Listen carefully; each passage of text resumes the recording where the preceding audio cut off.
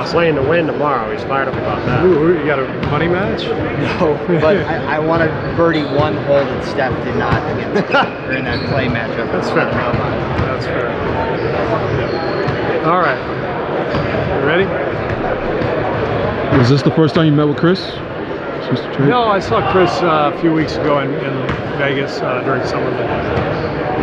Were they here just to say hello, or did they talk to the guys collectively or anything? Or? They meaning Kyle and Chris. Oh, Kyle and Chris, yeah.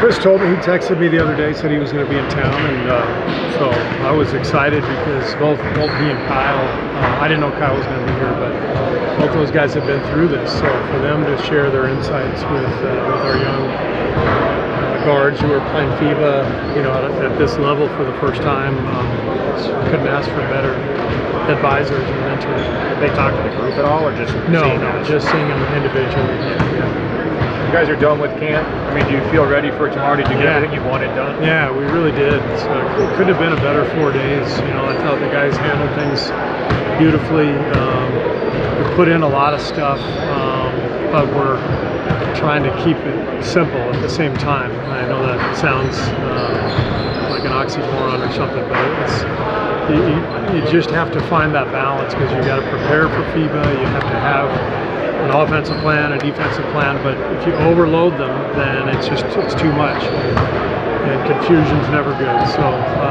it felt like we found the right medium, you know, just kind of installing stuff, but keeping it short and sweet. And today was a really good review of everything, so hopefully tomorrow for the game, things will go pretty smoothly, but we'll see. Or pins and needles for the starters, you know. Well, you know, I haven't even talked to the team yet, so it would be very irresponsible of me to tell you guys who I'm thinking about starting. So we'll find out tomorrow. What are you most curious to see in that game? Obviously, it's just one exhibition game. Just the more the FIBA rules. You know, I think you know, we had FIBA refs here and the last couple of days, but it's different when you're actually in uniform and going through the protocols. Just everything's different. The timeouts. You know, players. We've talked to the players about the rule changes, but you get trapped in a corner and you call timeout. The FIBA refs are going to look at you and say, "Sorry, we don't offer those here." You know. Stuff like that is really important for our guys to go through and feel. Even the warm-ups, you know, warm-ups are different. The NBA guys are used to having their individual workouts and shooting times, and they got to feel the difference there. And then, of course, Puerto Rico is going to be totally different from the select team, so we'll probably see a different style, and that'll be great for us. Is there somebody on staff who's like in charge of the rule adjustments, like in charge of giving these lessons? Yeah, me. Okay. I mean, it's really a staff discussion every day. Like, this is, you know, here's a FIBA thing that we're going to go through today. We didn't do one today, but we've done one the last few days where, you know, we discuss free throws. Like, hey, they can knock it off the rim if one of your teammates, you know, puts one up that's rolling around, try to get a body on somebody, so they don't give them a free run to the rim, or vice versa. You can knock it off. Draymond had one of the biggest plays of the gold medal game in 21. So stuff like that, you know, we're all discussing as a staff, and then we deliver things each day. Is there other players who stood out this camp?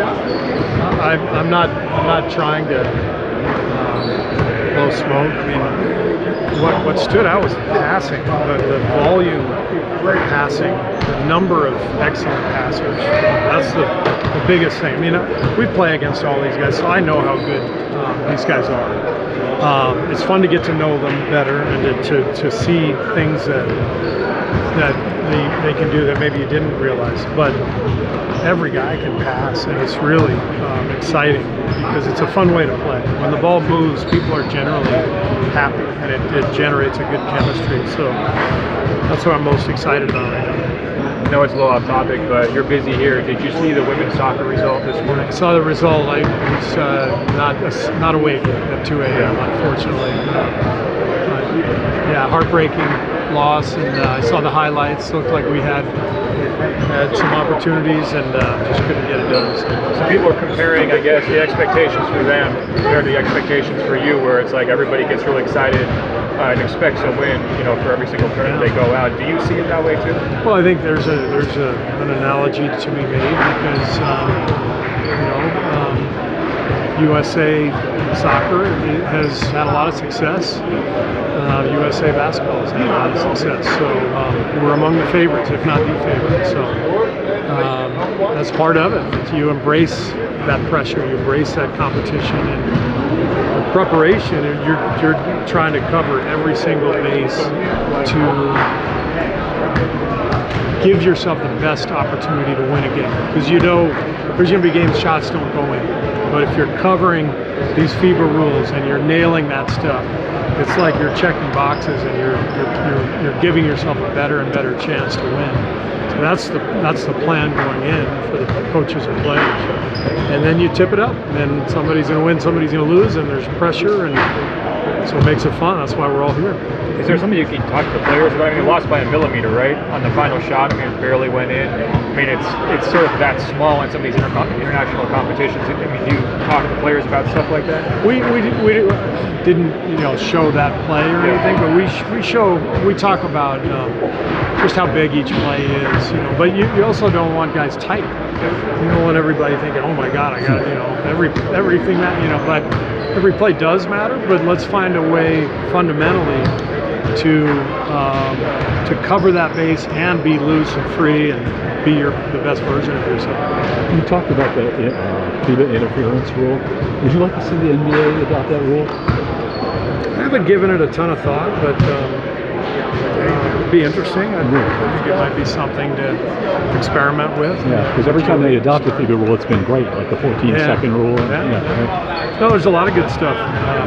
We adopted the take foul. It's not exactly the same, but we took that same idea. Same idea, and then the this year 14, and then we've got the flop thing this year, which is going to enter the NBA. So we got a lot of, FIBA has a lot of good stuff. The NBA is not afraid to, make changes. So we're not the NCAA. We're the NBA.